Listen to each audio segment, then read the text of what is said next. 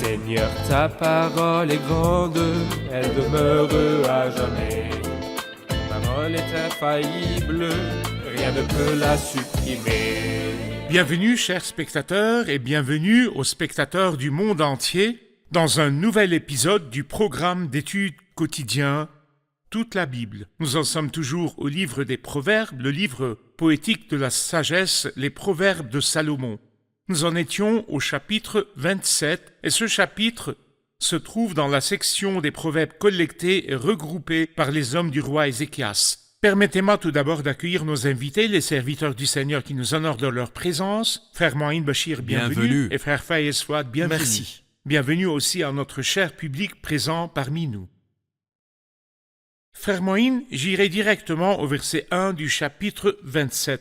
Ne te vante pas du lendemain, car tu ne sais pas ce qu'un jour peut amener. Que ce soit un autre qui fasse ton éloge et non ta bouche, un étranger et non tes lèvres. Ces deux versets, que nous disent-ils ? Je vois deux choses dont la Bible me dit de ne pas me vanter, mais d'une autre part, il y a deux choses dont je peux être fier. Donc ne te vante ni du lendemain, ni de ta personne. Mais les deux choses dont je dois me vanter sont la personne du Seigneur Jésus-Christ, que celui qui veut éprouver de la fierté mette sa fierté dans le Seigneur. Jamais je ne tirerai fierté d'autre chose que de la croix de notre Seigneur. Ici le défi, pourquoi ne pas se vanter du lendemain, car tu ne sais pas s'il y aura un lendemain ou pas. Et encore, si le lendemain arrivait vraiment, toi, serais-tu encore là? Et si le Seigneur venait avant l'arrivée du lendemain? Donc, il est vital que tu puisses régler ta situation et ton problème dès aujourd'hui. Voici maintenant le moment favorable. Voici maintenant le jour du salut. Non pas aujourd'hui, mais maintenant. Quelqu'un pourrait dire ça va dans 24 heures à la fin du jour. Eh bien, la Bible te dit maintenant c'est le bon moment, non pas dans une heure. Je vais citer rapidement deux personnages qui ont ajourné et reporté. En fait, c'est un piège que Satan nous tend, et attention surtout les jeunes. Et aussi, selon ce vieux proverbe anglais, l'ajournement c'est le voleur du temps, ça nous vole du temps. Les deux personnages que je veux citer sont Pharaon quand le Seigneur lui a envoyé Moïse.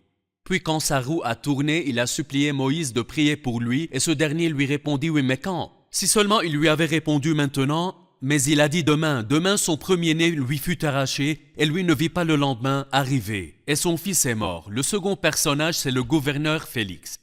Il avait entendu l'apôtre Paul parler de justice et maîtrise de soi et du jugement à venir. Et ceci l'a terrifié, j'imagine. Ou bien j'aurais souhaité qu'il fasse ceci, se rattraper. Qu'il dise « Que dois-je faire, Paul ?» Hélas, il lui dit « Non pas demain, mais après demain. Quand j'en trouverai l'occasion. » Oui, il l'a remis à l'après-demain.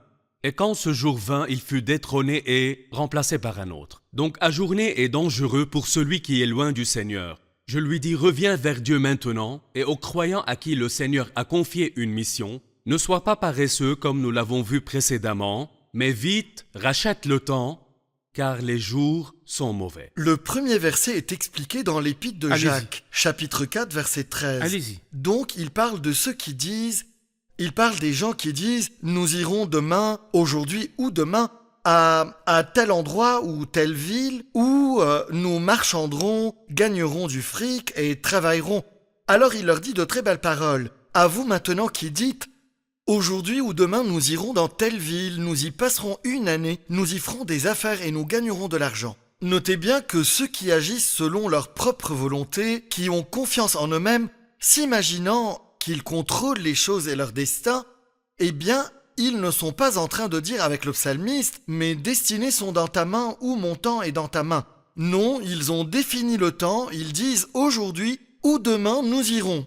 Et ils ont aussi déterminé l'endroit « Nous irons dans telle ou telle ville ». Et ils ont déterminé le temps qu'ils passeront dans cette ville. Nous y passerons une année. Ils ont dit aussi « Nous y ferons des affaires et nous gagnerons de l'argent ». Mais qui vous a dit que vous feriez tout cela ? Vous qui ne savez pas ce qui arrivera demain. En effet, qu'est-ce que votre vie ? C'est une vapeur qui paraît pour un instant et qui disparaît ensuite. Vous n'auriez pas dû dire ceci, mais plutôt dire ce qui suit. Si Dieu le veut, nous vivrons et nous ferons ceci ou cela. Et honnêtement, ce verset, je pense qu'il est souvent mal utilisé.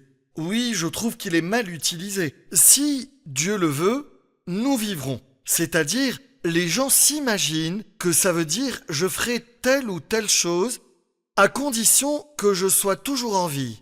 Mais en fait, il y a 2 conditions. Je ferai cette chose dans 2 cas. 1, si c'est vraiment la volonté de Dieu, si Dieu le veut, si c'est sa volonté. Et la 2e condition, si je suis toujours en vie, donc il se peut que je ne sois plus vivant.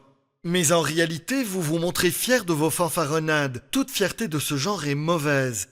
Ne te vante pas du lendemain, car tu ne sais pas ce qu'un jour peut t'amener. Si donc quelqu'un sait faire ce qui est bien, donc la volonté de Dieu, et ne le fait pas, il commet un péché. Tout à fait, mais dans le texte de l'épître de Jacques, ce groupe qui dit « nous irons et ferons des affaires et gagnerons de l'argent, puis rentrerons », se base sur les conditions et règles de prise de décision qu'on enseigne de nos jours dans la gestion d'affaires, donc ce Oui. que l'on appelle l'objectif SMART.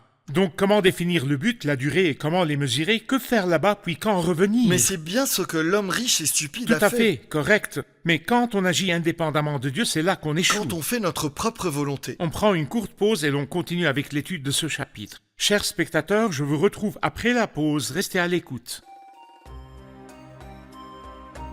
L'un des prédicateurs dit « Je sors souvent de mes émolies et de mon service, tout fier, enflé d'orgueil, voire gorgé de compliments et de flatteries que me font les gens à en éclater.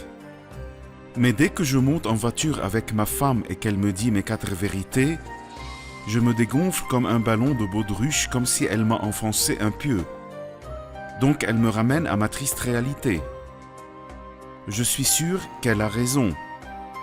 C'est beau d'avoir un ami qui nous signale nos erreurs et nos gaffes pour nous aider et nous construire. »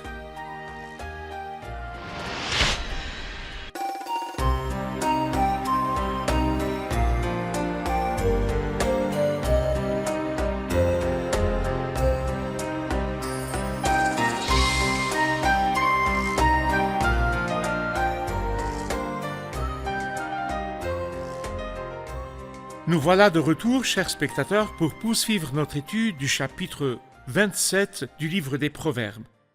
Docteur Fayez, dans le verset 2, « Que ce soit un autre qui fasse ton éloge et non ta bouche, un étranger et non tes lèvres. » Que veut-il dire par ceci? Il veut dire en d'autres mots, ainsi que la Bible cite, « En effet, ce n'est pas celui qui se recommande lui-même qui est approuvé, c'est celui que le Seigneur recommande. » C'est-à-dire si je dis que je suis bon, j'ai un cœur d'or, j'appartiens au Seigneur, je suis au service d'autrui, bref, je suis bien, je ne commets pas d'erreur. Eh bien, c'est ce que tout le monde dit de soi, mais l'important, c'est ce que les autres disent de moi. Et plus important que tout cela, ce que le Seigneur pense de moi. C'est pourquoi cette partie me conduit aux belles paroles de l'apôtre Paul dans 2 Corinthiens chapitre 4. Nous rejetons les actions honteuses qui se font en secret, et nous ne nous conduisons pas avec ruse.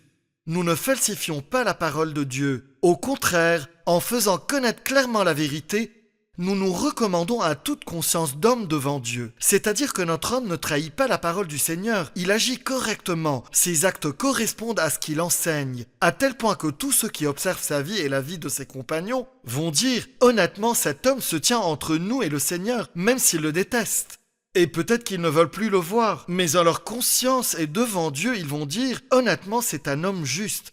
Il n'a rien fait de mal, il est vraiment bon. » Donc les autres le complimentent, même s'ils ne sont pas d'accord avec lui. Exactement. Et c'est ce qui est beau, qu'on veille à ne jamais se vanter de soi et de parler de nous-mêmes, mais laisser aux autres le soin de parler de nous et laisser nos propres actes témoigner de ce que nous sommes.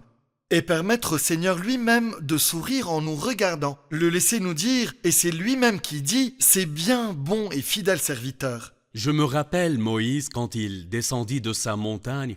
Après avoir été en présence du Seigneur pour 40 jours, il ne fit guère attention à son propre visage rayonnant. Mais ce sont les autres qui virent ceci en lui. Tout à fait. Le public a sûrement des questions. Allons-y, on prend une question.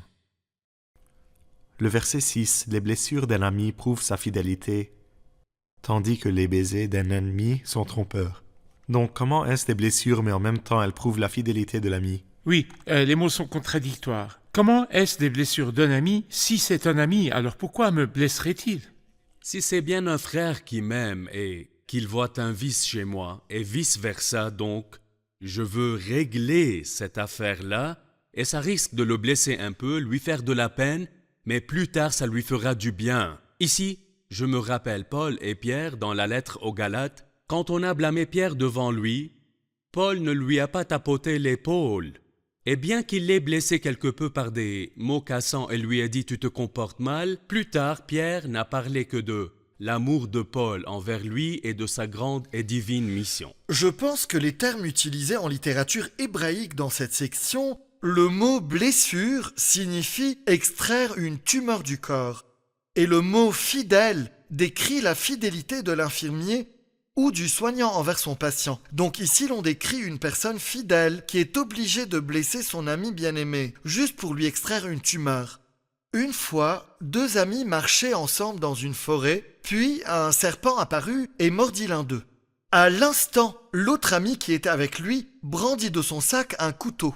Mais que fait-il ? Il commence à tendre la main et il enfonce la lame dans la blessure causée par la morsure. Mais que fais-tu ? Tu es en train de blesser ton ami. Oui, il le blesse, mais pourquoi ? Pour en extraire le poison mortel afin de lui sauver la vie. Et parfois, le pieux croyant qui aime son ami est forcé à agir ainsi, rien que pour le sauver d'un danger menaçant sa vie spirituelle. Qu'en est-il des baisers de l'ennemi ?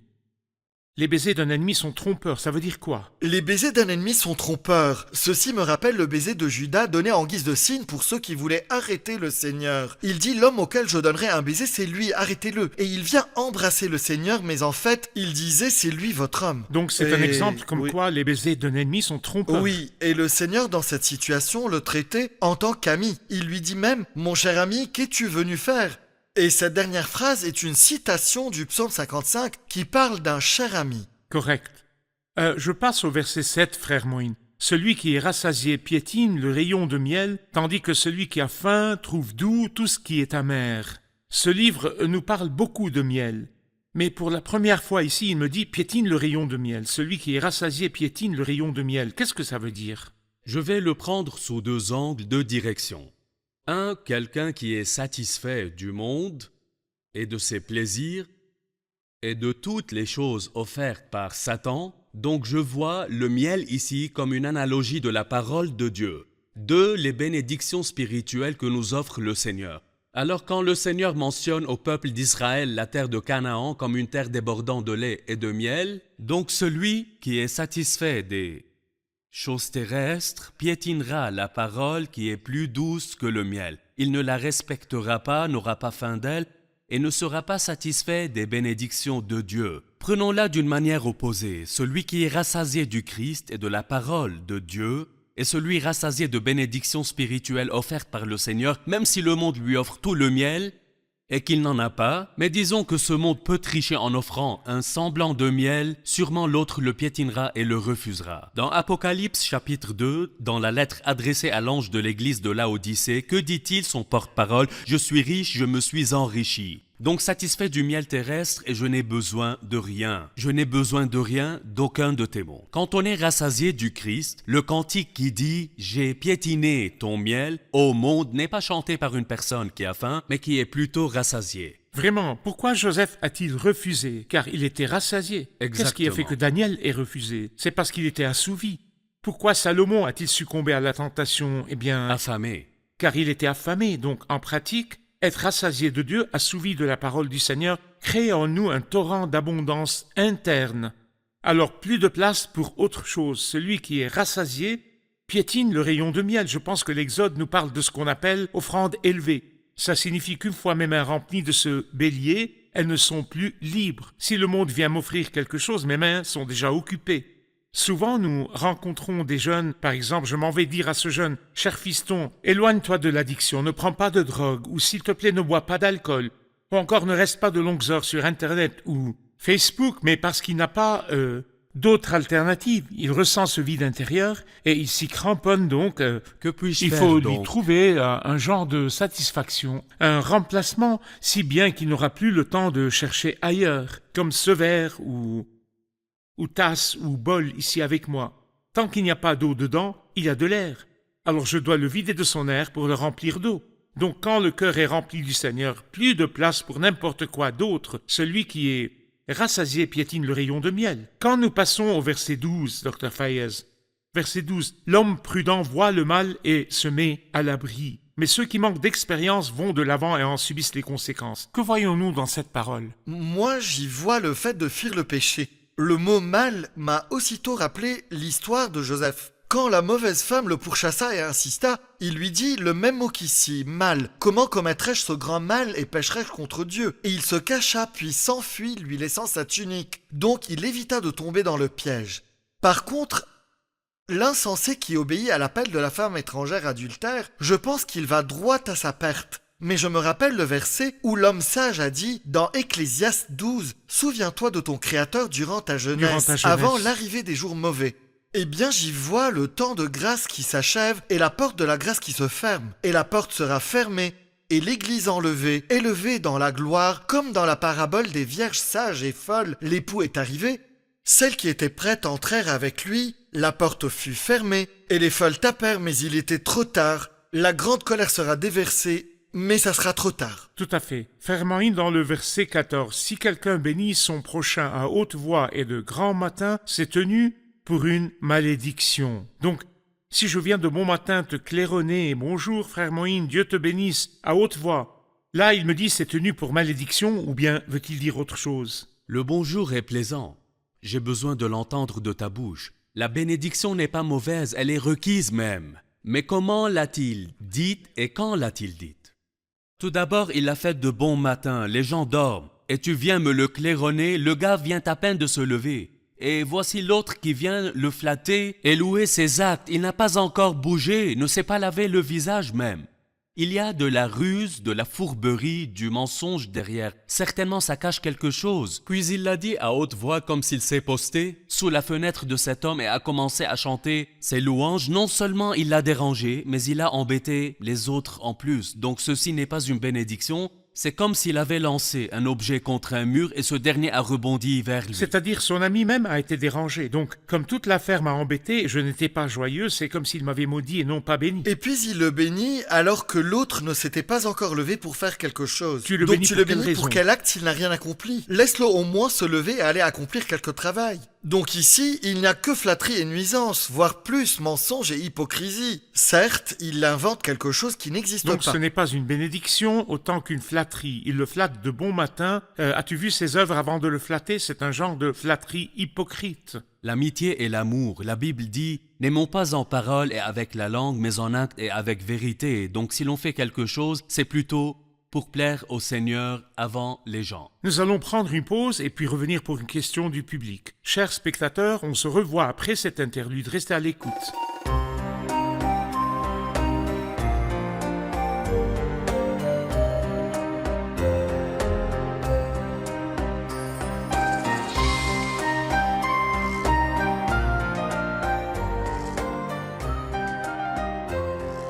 Nous revoici, chers spectateurs, pour répondre à la question du public. Le verset 17 n'est pas assez clair pour moi. Tout comme le fer aiguise le fer, l'homme s'aiguise au contact de son prochain. Je vois que ce verset parle de l'influence de l'amitié. L'influence de mes amis sur moi. Je vais expliquer avec un autre verset. Celui qui marche en compagnie des sages devient sage. Et celui qui fréquente des hommes stupides se trouvera en mauvaise posture. Si je fréquente des sages, je serai influencé par eux et je deviendrai sage comme eux.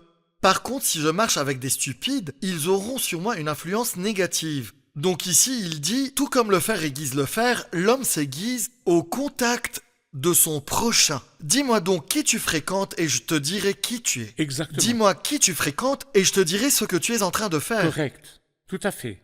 J'y vois autre chose Allez-y. aussi. Si nous avons 2 pièces en fer et l'une d'elles est quelque peu rouillée, eh bien en les frottant l'une contre l'autre, la rouille diminuerait.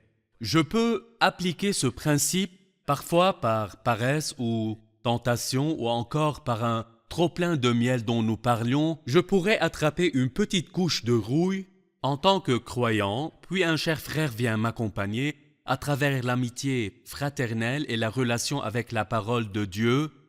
Il m'enlèverait un peu de rouille, ma paresse du moment, et alors mon visage rayonnera de nouveau. Correct, correct. Il y a un verset incontournable pour moi en 22. Même si tu broyais le fou dans un mortier au milieu des grains avec le pilon, sa folie ne se séparerait pas de lui. Ça nous montre quoi chez l'homme? Ça nous montre l'énorme masse du mal. Il n'a pas d'écorce extérieure qui pourrait s'effriter une fois C'est ça, moulu. l'homme. L'homme pécheur. Mais N'est-il- l'homme n'est-il pas né innocent? N'est-il pas né bon et juste, puis la société le corrompt? Que dit la Bible? David dit dans ses psaumes, « Oui, depuis ma naissance, je suis coupable. Quand ma mère m'a conçu, j'étais déjà marqué par le péché. Donc il est né comme un tas de péchés. Si je le place dans un mortier en cuivre ou fer avec des graines dures et je les broie, le stupide restera tel quel. Donc la Bible dit, un Éthiopien peut-il changer sa peau? Si on la lui enlève, il restera noir en dessous et ainsi de suite. Un Éthiopien peut-il changer sa peau et un léopard ses taches? Impossible. Qui fera sortir le pur de l'impur? Personne. Qui le fera pour moi? Un sage d'un stupide? Personne, c'est impossible. Mais qui peut changer? Celui qui vient vers le Christ et confesse sa stupidité ainsi que tout ce qu'il cache en lui. Le Seigneur en fera une nouvelle personne. Je pense que ça pourrait expliquer la vérité qui dit « il faut que vous naissiez de Correct. nouveau ». Nicodème lui avait dit « un homme peut-il une seconde fois entrer dans le ventre de sa mère et naître ?» Il lui dit « ce qui est né de parents humains est humain, mais la seconde naissance est vitale pour que tu aies une nouvelle nature. » Exactement. Donc si quelqu'un tombe dans un puits de goudron, enfin ce truc noir, goudron noir, puis en sort pour y descendre de nouveau, eh bien même s'il en ressort 100 fois, il sera toujours le même. Donc l'entrepôt humain, l'entité humaine avec laquelle l'homme est né depuis Adam, eh bien elle est corrompue. Même s'il renaît 1, 2, 3 ou 10 fois, il faut que vous naissiez de nouveau. Donc d'en haut, une seconde naissance, une nouvelle naissance, naissance d'en haut, c'est la source d'une nouvelle naissance. Nous sommes arrivés à la fin de l'épisode, nous allons à présent prendre les commentaires du public. Je vous en prie. Le verset 22 m'a marqué. Même si tu broyais le fou dans un mortier, au milieu des grains avec le pilon, sa folie ne se séparait pas de lui. Ce verset me parle beaucoup. Le fait que l'humain soit corrompu et la solution, c'est de naître d'en haut. Vraiment. Quelles que soient les tentatives de réforme, la stupidité ou folie existe en l'entité humaine et l'homme doit naître de nouveau. Le verset « Celui qui est rassasié piétine le rayon de miel ». Vraiment, parfois, l'on peut voir plusieurs jolies choses que l'on désire essayer. Eh bien, la seule chose qui pourrait nous protéger de cette beauté trompeuse, cette beauté de façade, c'est qu'on soit rempli du Seigneur et qu'on tende à choisir ce qui est pur et noble. Exact. Les blessures d'un ami prouvent sa fidélité. Alors, quand quelqu'un voit chez moi quelque chose qui cloche et me réprimande, et il le fait alors que je sais qu'il m'aime vraiment, je ne devrais pas lui en vouloir. Au contraire, je dois le remercier de cette réprimande. Tout à fait. J'ai appris que fuir le péché est le sommet de l'intelligence, à l'exemple de Joseph. Correct. Merci, que Dieu vous bénisse. Merci, serviteur du Seigneur. Merci Merci pour à vos vous. efforts. Chers spectateurs, la Bible dit « Celui qui est rassasié piétine le rayon de miel, tandis que celui qui a faim trouve doux tout ce qui est amer. » Ma question est de quoi te nourris-tu? Des passions, des luxures, d'immoralité, d'impureté et de séries télévisées, films et clips, et tout ce qu'il y a dans le monde? Tu resteras sur ta faim alors, celui qui est rassasié piétine le rayon de miel. Si tu veux te débarrasser de tout ce qui est bas et minable, de tous les déchets et ordures du monde, eh bien donne une chance à la parole de Dieu, qu'elle te rassasie de l'intérieur et dessine le Christ en toi. Alors le Seigneur sera celui qui occupe toutes tes pensées. Je vous retrouve dans le prochain épisode, que le Seigneur soit avec vous.